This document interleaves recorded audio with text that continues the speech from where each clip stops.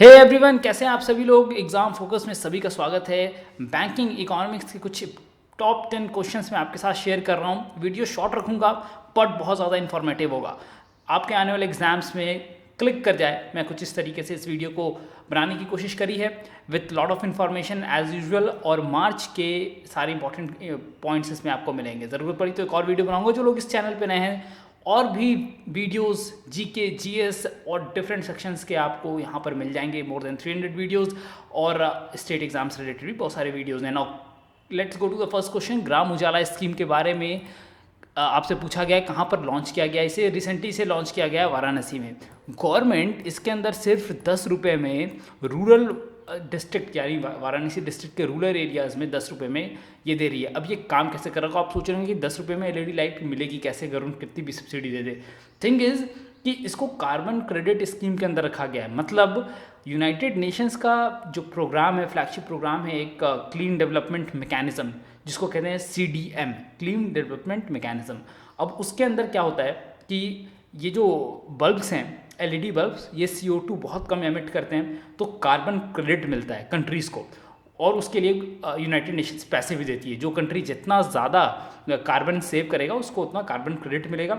और ये आपको बता दूं कि 60 रुपये जो है कार्बन क्रेडिट के थ्रू आएगा। मतलब लोग LED बल्ब यूज़ करेंगे तो उससे जो पैसा सेव होगा वो 60 रुपये यूनाइटेड नेशन कंट्रीब्यूट करेगी, 10 रुपये लोगों को पे करना है। मतलब जो रूरल हाउस होल्ड है वो पे करेंगे। इस पर आपको ये भी बता दूं कि जो पुराने इनकैंडेसेंट बल्ब हो गया या फिर जो पहले वाली बल्ब्स थे, CFL बल्ब्स थे, उनको गवर्नमेंट ले लेगी और उनके जगह पे ये LED बल्ब प्रोवाइड करेगी।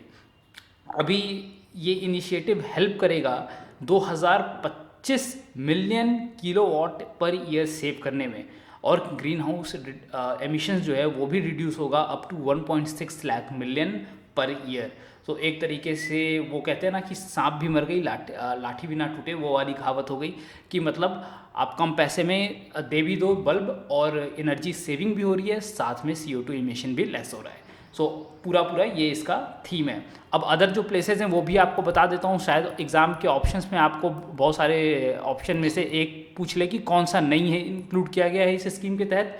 तो देखिए, विजयवाड़ा है, नागपुर है, उसी तरीके से वेस्टर्न गुजरात का सेक्शन है और बिहार का आरा है। आरा में तो ऑलरेडी 15 लाख बल्ब पहुंचा दिए गए हैं। तो फेज़ 1 में आरा को सेलेक्ट किया गया था, जो कि डिस्ट्रिक्ट है कहाँ पर, बिहार में। अब भी चलते हैं नेक्स्ट क्वेश्चन पे।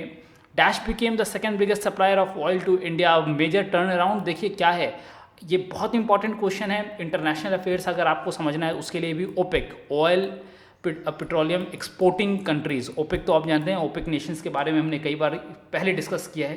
तो ओपेक कंट्रीज़, अभी आपको पता था कि पिछले साल लॉकडाउन के आसपास बहुत सारे मतलब जो ये कंट्रीज़ थे इनका डिमांड ऑयल का बहुत गिर गया था, क्योंकि जो ट्रांजैक्शंस थे वो कम हो गए थे, ट्रैवलिंग कम हो गई थी, बिजनेस बंद हो गए थे। तो ऑयल का प्रोडक्शन ज़्यादा हो गया था, डिमांड कम हो गया था, जिसके कारण ऑयल को कम दाम में बेचना पड़ा था। तो ये ओपेक कंट्रीज़ ने डिसाइड किया था कि ऑयल का प्रोडक्शन ही कम कर दिया जाए ताकि लोगों में डिमांड बढ़े, ठीक है, और प्राइस भी बढ़े ताकि इन कंट्रीज़ को फ़ायदा हो, जो ओपेक कंट्रीज़ हैं। लेकिन इसी के तहत इंडिया सबसे ज़्यादा तेल लेता है कहाँ से, इराक से, फर्स्ट नंबर पे, और ये पिछले कई सालों से। सेकंड जो था वो था सऊदी अरब, लेकिन अब सऊदी अरब नहीं है। सऊदी अरब की जगह, क्योंकि सऊदी अरब भी ओपेक के अंदर आता है और उन्होंने उस ट्रीटी को फॉलो किया है कि चलो ठीक है हम प्रोडक्शन कम करेंगे, तो वो सप्लाई कम कर रहे हैं। तो इससे फ़ायदा हुआ USA को। तो आंसर इज USA। अब USA इंडिया का सेकेंड मोस्ट एक्सपोर्टर बन गया है ऑयल के टर्म्स में, ठीक, क्रूड ऑयल सप्लाई में। और 48% इंक्रीमेंट हुआ है ऑयल के एक्सपोर्ट में USA टू इंडिया, और वहीं 42% डिक्लाइन हुआ है सऊदी अरब का पेट्रोल या फिर आप कह सकते हैं क्रूड ऑयल इंडिया को, ठीक है। तो India is the third largest oil importer of the world. दुनिया का तीसरा सबसे बड़ा ऑयल इंपोर्टर है इंडिया, और अभी भी इराक सबसे ज़्यादा तेल इंडिया को प्रोवाइड करता है। सो होल कॉन्सेप्ट इज़ कि आपको ओपेक के बारे में जो डिसीजन था वो बता दूं, और कुछ इंपॉर्टेंट यहाँ पर जो करंट अफेयर्स हमने डिस्कस किया आपको समझ में आ ही गया होगा ना। विच बैंक लॉन्च स्मार्टअप उन्नति मेंटरिंग प्रोग्राम। अभी देखिए, स्मार्टअप उन्नति, ये उन्नति प्रोग्राम जो था ये लॉन्च किया गया था HDFC बैंक के द्वारा आज से 2 साल पहले, 2018 में, इनफैक्ट 3 साल अब कह सकते हो। इस उन्नति में जो मेन इसका एजेंडा था वो था एंटरप्रेन्योरशिप को बढ़ावा देना। अब ये स्मार्टअप उन्नति मेंटरिंग प्रोग्राम जो है ये डेडिकेटेड है वुमेन के लिए, और ये लॉन्च हुआ था इंटरनेशनल वुमेंस डे के दिन पर 8 मार्च को। और इसमें क्या है, जो HDFC बैंक की वुमेन एम्प्लॉयज़ हैं, ऑफिसर्स हैं या जो हाई पोस्ट पे हैं, वो इस पूरे प्रोग्राम को कोऑर्डिनेट कर रही हैं। किन के लिए? तो फॉर वुमेन एंटरप्रेन्योर्स, जो महिलाएं हैं एंटरप्रेन्योरशिप में हैं, अपना बिजनेस कर रही हैं, उनको गाइडेंस देना इसका पूरा उद्देश्य है। HDFC का हेडक्वार्टर कहाँ पर है? इंपॉर्टेंट क्वेश्चन, स्टैटिक जी के यहाँ पर मुंबई, ठीक है। और इंडिया का आपको पता है कि ये सबसे बड़ा private bank in terms of assets and in terms of market capitalisation है। Moving ahead, which country topped in economic freedom index 2021?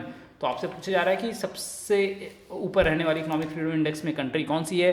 तो सॉरी, कंट्री है Singapore. Now Singapore second consecutive year से टॉप पर है, और आउट ऑफ 184 कंट्रीज़ ये list तैयार की गई, तो टॉप पे सिंगापुर है। और ये जो तीनों नेशन आप देख रहे हैं ये सेकंड पर है, एज पर रैंक मैंने इनको अरेंज कर दिया है, और ये 4th रैंक पर है।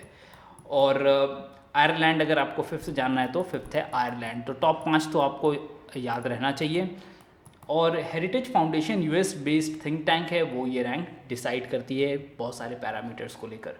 सो याद रखना Singapore. Newly elected CEO of UIDAI is Saurabh Garg, और UIDAI का फाउंडेशन हुआ था 28 जनवरी 2009 के में। और हेडक्वार्टर कहाँ है? ऑब्वियसली इसका हेडक्वार्टर है न्यू दिल्ली में। So moving to the next question, which country topped in economic, ये क्वेश्चन फिर से रिपीट हो गया, I am sorry for that. UIDAI, now which country inked 1.5 billion currency swap deal with China? अभी ये भी इम्पॉर्टेंट, अगर इंटरनेशनल अफेयर्स में बात करें आप तो इम्पॉर्टेंट न्यूज़ है ये काफ़ी। तो 1.5 बिलियन डॉलर का करेंसी स्वैप करा है श्रीलंका ने। काइंड ऑफ श्रीलंका और चाइना के बीच में जो इकोनॉमिक एक्टिविटीज़ है, काफ़ी हद तक चाइना डिपेंड श्रीलंका डिपेंड करता है चाइना पे। अभी आप बात करें कि श्रीलंका का सबसे बड़ा इंपोर्ट पार्टनर अभी चाइना ही है। करीब 22% ऑफ जो श्रीलंकन इंपोर्ट्स है वो चाइना पे डिपेंड करता है आउट ऑफ ओवरऑल। और ये पूरा 1.5 बिलियन डॉलर का करेंसी स्वैप जो है वो बायलैटरल ट्रेड प्रमोशन के लिए किया गया है। और जो करंट डायरेक्ट इन्वेस्टमेंट आप कह सकते हैं कंट्री की, वो बढ़ जाएगी। आई am sorry for this, battery is getting down, but it's okay.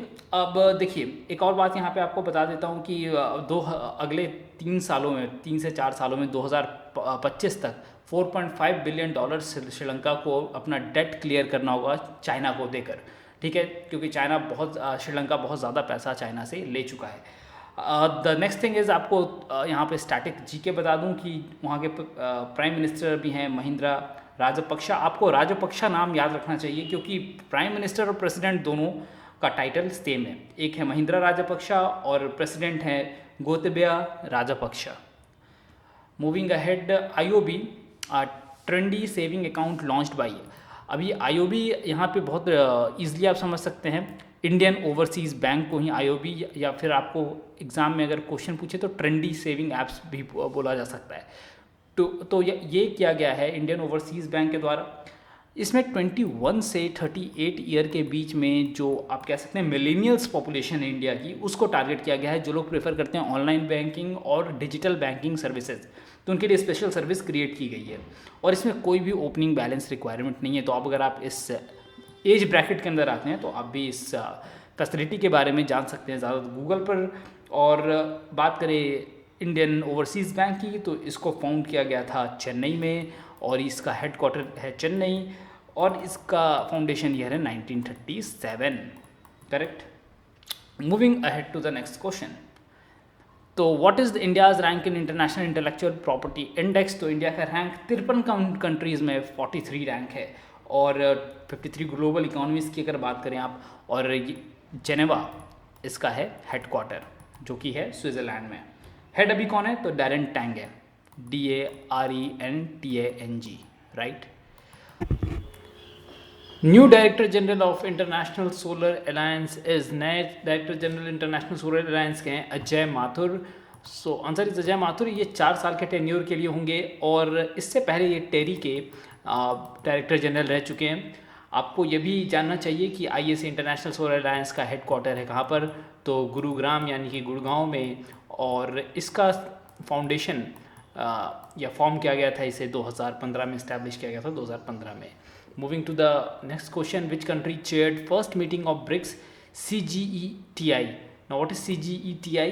CGETI का मतलब है contact group on economic and trade issue. तो ब्रिक्स का ये एक विंग है जो कह सकते हैं आप ट्रेड इश्यूज़ को लेकर इस पर डिस्कशंस चलती हैं। तो इसका पहला जो मीटिंग था वो रखा गया इंडिया में, और इंडिया ने इसको चेयर किया, रखा नहीं गया बिकॉज वर्चुअली हेल्ड हुआ था, इसलिए इंडिया इसको चेयर किया 9 मार्च से 11 मार्च के बीच में।